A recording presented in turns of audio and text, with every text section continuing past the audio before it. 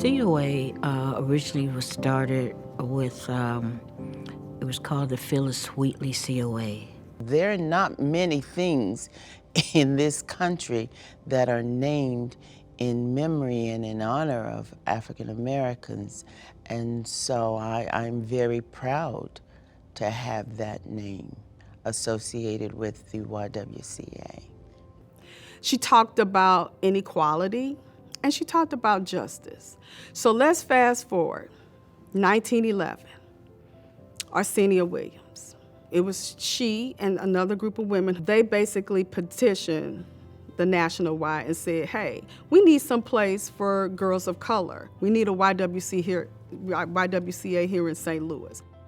Remember when the building first opened way back in whenever that was?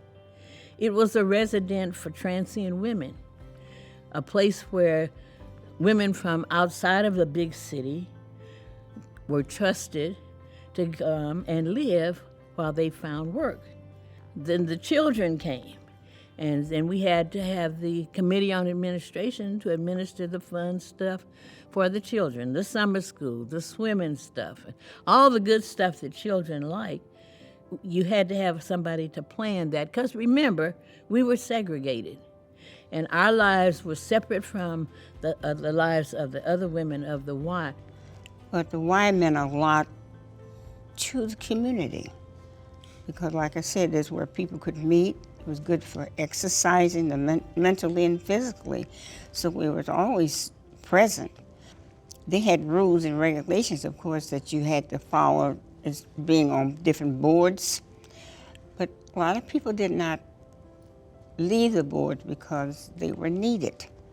And it was something that they wanted to do, was to give themselves, and that's what was always present. We were one of the best kept secrets in the St. Louis community. I've heard Pat talk about how we were always considered a branch of the YMCA. Oh, Lord, I hated that. Not that I had anything against the YMCA, but we were an entity unto ourselves, and we wanted to be recognized. Everyone and whatever we've done together. It doesn't matter what you do, it's how you do it and the togetherness. And that's what I like about the COA women. We just work together as a group to get a mission accomplished and a goal accomplished. That just speaks volumes of how we have been able to keep the legacy going and make sure that this is something that St. Louis will never forget about. We're not going to let it die. We're like an old penny. We're never going away. But we're going to make sure that this is something that the community, it was there for us and it'll always be there for us.